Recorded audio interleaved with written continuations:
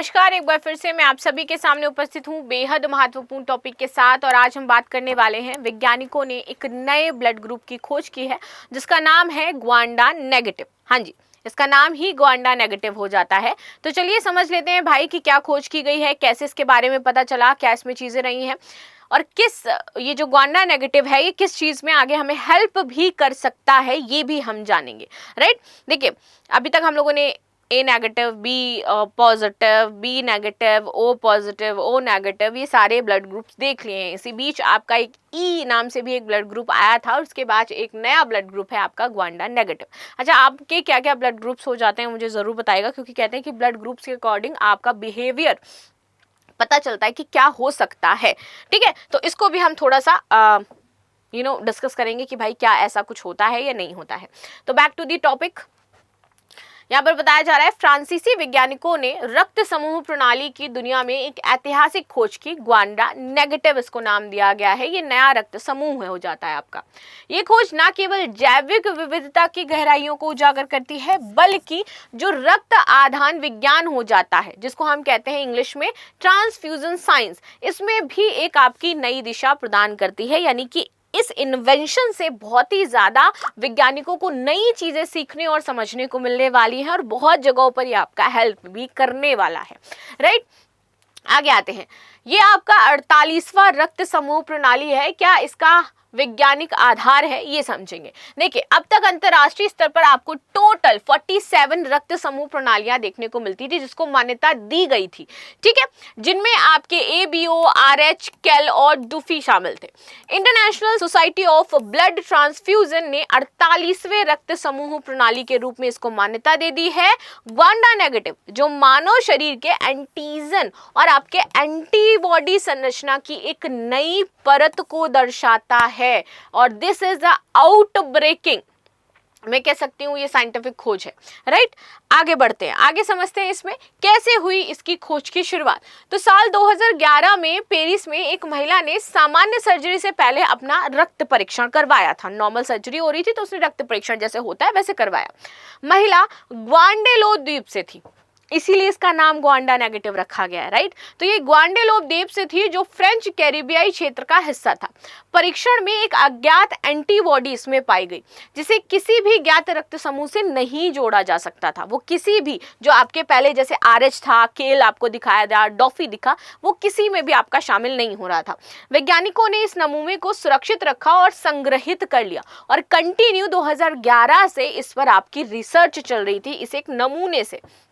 ठीक है, DNA अनुक्रमण और अनुवांशिक उत्परिवर्तन 2019 में उन्नत हाई थ्रूपुट DNA सीक्वेंसिंग तकनीक का उपयोग करके नमूने का दोबारा विश्लेषण किया गया। जब एक नई टेक्नोलॉजी आ गई और जब ये लोग इस नमूने को गहराई से जांच सकते थे। ठीक है, तो जब इनके पास ये वाली हाई थ्रूपुट DNA सीक्वेंसिंग की तकनीक आई तब इन्होंने इस ब्लड ग्रुप के नमूने को दोबारा निकाला और उस पर जांच शुरू करी। इसमें एक नया अनुवांशिक उत्परिवर्तन म्यूटेशन सामने आया जो अब तक वैश्विक रक्त डेटाबेस से अदृश्य था। महिला को ये जीन माता पिता दोनों से मिला, यानी कि ये रिसेसिव इनहेरिटेंस था, इनहेरिटेंस पैटर्न पर था। ये विशिष्ट प्रकार से आपका निर्मित हुआ था। ग्वांडा नेगेटिव नाम का वैज्ञानिक और सामाजिक महत्व। नाम ग्वांडा उस महिला की सांस्कृतिक और भौगोलिक पहचान को सम्मान देता है, इसीलिए इसको ग्वांडा नेगेटिव कहा गया। वैज्ञानिकों ने इसका नाम ऐसा रखा जो वैश्विक मंच पर भी वैज्ञानिक रूप से उपयुक्त और सम्मानजनक लगे। ये खोज मानव विविधता और चिकित्सा में अनूठे मामलों को समझने में हमें सहायता प्रदान करेगी।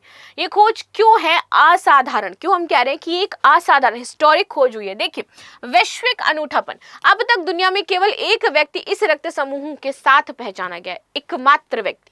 चूंकि ये जो है उसके माता पिता से उसको मिला है तो शायद ये उसके बच्चों में भी पाया जा सकता है, लेकिन अभी तक ये एकमात्र ऐसी महिला है। अब रिसर्च किया जाएगा कि क्या ये समूह इसके बच्चों में भी है, यानी कि वो फिर पूरा इनका एक कबीला है जिसमें स्पेसिफिकली ये रक्त समूह पाया जा रहा है और किसी में नहीं पाया जा रहा है। रक्त आदान जोखिम, गलत रक्त मिलने पर हो सकता है प्रतिकूल प्रतिरक्षा प्रतिक्रिया। अगर इसको गलत रक्त दे दिया जाएगा तो यहाँ पर दिक्कतें हो सकती हैं। चिकित्सक उपयोग, नई पहचानें भविष्य में दुर्लभ रक्तदान प्रोटोकॉल विकसित करने में सहायता करेंगी। आनुवांशिक महत्व, उत्परिवर्तन का अध्ययन भविष्य की जो जीनोमिक चिकित्सा है उसमें आपकी उपयोगी होने वाली है। जैव विविधता का प्रतिबिंब, यह मानव जाति की आनुवांशिक विविधता का एक अद्भुत उदाहरण हो जाती है। रक्त समूह विज्ञान में क्रांति की ओर, देखिए ये खोज हमें ये समझने में मदद करेगी कि जो दुर्लभ रक्त समूह होते हैं केवल चिकित्सीय नहीं, जैविक और सामाजिक पहचान भी हो सकते हैं। ये मेडिकल साइंस के लिए नवाचार के नए द्वार खोलता है, खासकर अगर हम ट्रांसफ्यूजन रिसर्च की बात करें। ऐसी खोजें जो व्यक्तिगत चिकित्सा और जीन आधारित उपचारों की ओर हमें लेके जाती हैं। भविष्य की दिशा, तो नवीन रक्त परीक्षण प्रोटोकॉल का विकास हो सकता है। जेनेटिक काउंसलिंग में उपयोग, यदि किसी व्यक्ति को दुर्लभ उत्प्रेरक मिलते हैं तो उसमें वर्क करेगा। दुर्लभ रक्त बैंकों का निर्माण और अंतरराष्ट्रीय नेटवर्किंग में हेल्प करेगा। रक्तदान नीति में दुर्लभ रक्त समूहों की पहचान और संरक्षण हेतु ये वर्क करेगा। ब्लड क्या है? देखिए ये रक्त शरीर में एक तरल संयोजी ऊतक होता है जो ऑक्सीजन, पोषक तत्व, हार्मोन और अपशिष्ट उत्पादों को शरीर के विभिन्न भागों तक पहुंचाने में, ले जाने में हेल्प करता है। रक्त समूह की बात कर लेते हैं तो हमारे पास ए है, बी है, ए बी है, ओ हो जाता है। ठीक है, इस तरीके से हमारे पास रक्त समूह हो जाते हैं। रक्त समूह लाल रक्त कोशिकाओं जो आरबीसी है इसकी सतह पर पाए जाने वाले विशेष एंटीजन और प्लाज्मा में मौजूद एंटीबॉडी की उपस्थिति का अनुपस्थिति पर आधारित वर्गीकरण है। ये वर्गीकरण रक्त संक्रमण, साथ ही साथ अंग प्रत्यारोपण और गर्भावस्था जैसे क्षेत्रों में महत्वपूर्ण भूमिका भी निभाते हैं। रक्त समूहों का वर्गीकरण, एबीओ प्रणाली की बात करते हैं तो इसमें ए बी और ओ हो जाता है। ठीक है, आरबीसी में एंटीजन ए, प्लाज्मा एंटीबॉडी आपकी बी हो जाएगी। इसकी विशेषताएं कुछ हैं, ए और बी की बात कर लेते हैं। कोई नहीं है इसमें, प्लाज्मा में एंटीबॉडी और ये सार्वभौमिक ग्राही होता है, यानी कि ये किसी को भी ब्लड दे सकता है। ओ की बात करें तो इसमें आपका आरबीसी एंटीजन कोई नहीं होता है, एंटी ए एंटी बी होता है और ये सार्वभौमिक दाता कहा जाता है, डोनर।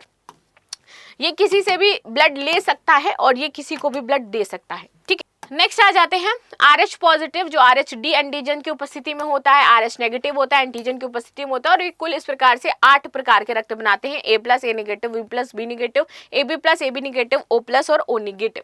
बॉम्बे रक्त समूह, अत्याधुनिक दुर्लभ बॉम्बे रक्त समूह वाले मरीजों का भारत में पहला किडनी प्रत्यारोपण मुंबई के जल लोक अस्पताल में किया गया। ये प्रत्यारोपण क्रॉस ब्लड ट्रांसफर के माध्यम से किया गया था। बॉम्बे ग्रुप भी एक हमारे पास बॉम्बे रक्त समूह। इस दुर्लभ रक्त समूह को पहली बार 1952 में मुंबई में YM भिड़े के नाम से खोजा गया था। इन्हें HH रक्त समूह भी कहा जाता है। सामान्य रक्त समूहों के विपरीत इस रक्त समूह के लोगों में H एंटीजन की कमी होती है, जिसमें से वे O नेगेटिव सहित सभी मानक रक्त प्रकार के साथ असंगत हो जाते हैं और उन्हें रक्त आदान और अंग प्रत्यारोपण दोनों में जटिलताएं होती है, क्योंकि ये सिर्फ O नेगेटिव से ही अपना जो ब्लड है वो ले सकते हैं।